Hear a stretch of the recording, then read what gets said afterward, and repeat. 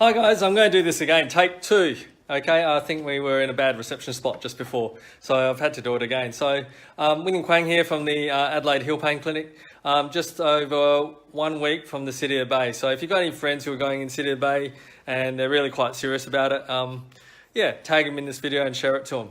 All right, so tip number one, okay, at this stage, 10 days out, it's time to taper, reduce your mileage, okay? So when I say reduce your mileage, it doesn't mean just completely do nothing, okay? It's about reducing it to a good level. So I'd probably suggest 5 to 6 kilometers, okay? 5 to 6 kilometers is probably a good amount. I'll probably do this weekend 6, maybe Monday 5, and then maybe Thursday just quick 3. Now, every time when you're doing this, it's all about quality, not quantity. So try to just maybe increase your speed. Okay, just work on your speed to really get the most out of those little runs. Second thing is don't get out of your usual routine. Now, the big mistake and I remember doing this when I was quite young and competing, I used to think, oh, 1 week out, let's just sleep a lot and I'll be all energized by the weekend.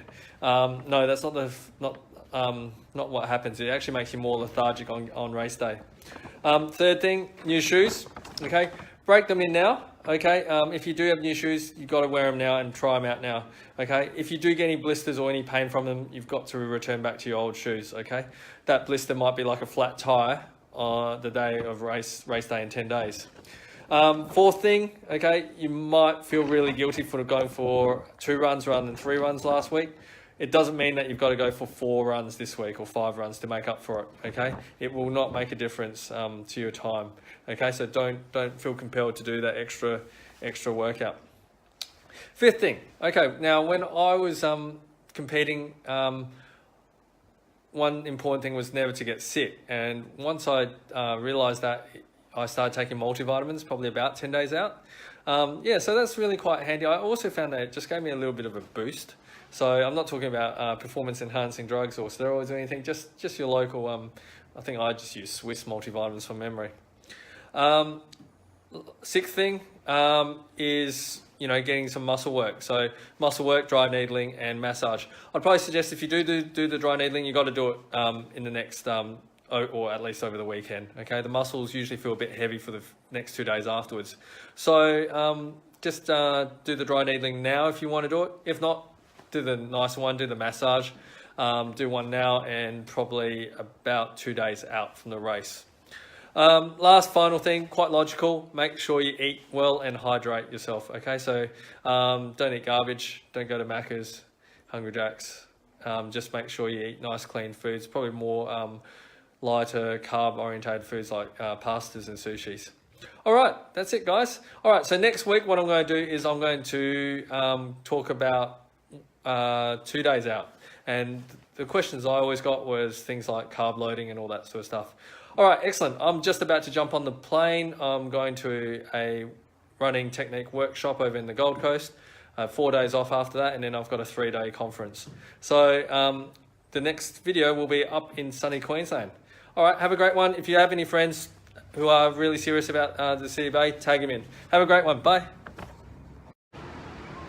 Hi guys, William Quang here from the Adelaide Hill Pain Clinic.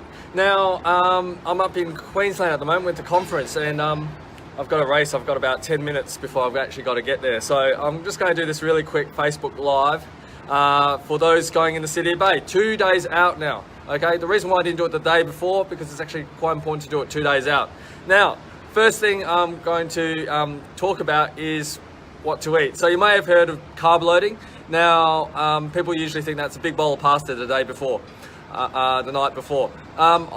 For research has shown, and when I used to compete, it was actually 2 days before. You need 48 hours for it to digest all those carbohydrates. So if you're going to have that big bowl of bolognese, tonight is the night. Tomorrow night, the night before the race, have something light. I would probably suggest sushi. I always had, it was always pasta and sushi. That was my combo. Okay, so that's what you eat. Now, number 2, sleeping. Okay, as I said in the last video, don't oversleep. Just have a bit of, just have your normal sleeping patterns. So if you sleep only 6 hours a night, then just do 6 hours. If you sleep 9 hours, then sleep 9 hours, okay? So do that. Now, in terms of eating, it really does depend. I'd probably suggest, in terms of eating the day of the race, not the morning of the race, it sort of determines what time you wake up. As I said, you don't really want to break that routine. So if you're a person who usually wakes up at 7 and the race is 8 and you can get there in half an hour, I probably wouldn't eat. But if you're 6 o'clock, hey Bridget, how are you? If you're an early riser, then I would probably eat at least 2.5 hours before, just some toast with some honey or strawberry jam, something sweet to give you that sugar kick and that bit of energy in about an hour and a half. You shouldn't go for a run today, definitely not. Don't run, okay? They'll just tire out your legs and you're not going to run any faster because of it. Fourth tip, get there early, okay? Get there probably about 30 minutes early. Firstly, do like a 5-10 minute warm up, just some run throughs. You don't want to tire yourself out, bit of a stretch, and then get into line early. I found that sometimes you might fluster yourself, you might be a little bit nervous, and you want to get into your position because they stagger you on how fast you run. You want to get into your position with at least 15 minutes before the race.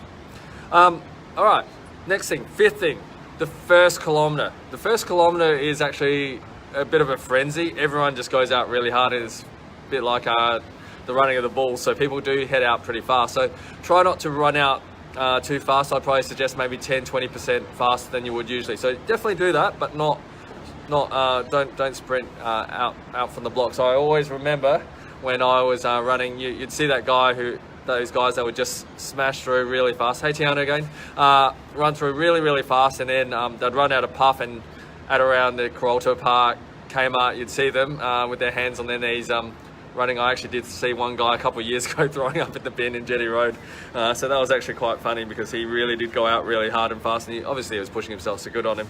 All right, so, and last thing, it's a fun run, enjoy.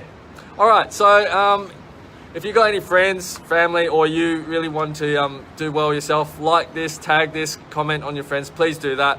I'm actually, as I said, at a conference. So yesterday over dinner, I got asked by a chiropractor about barefoot running. So I'm going to do an impromptu one, hopefully around lunchtime, about barefoot running. All right, guys, have a good day. I'll go get to this conference. Bye.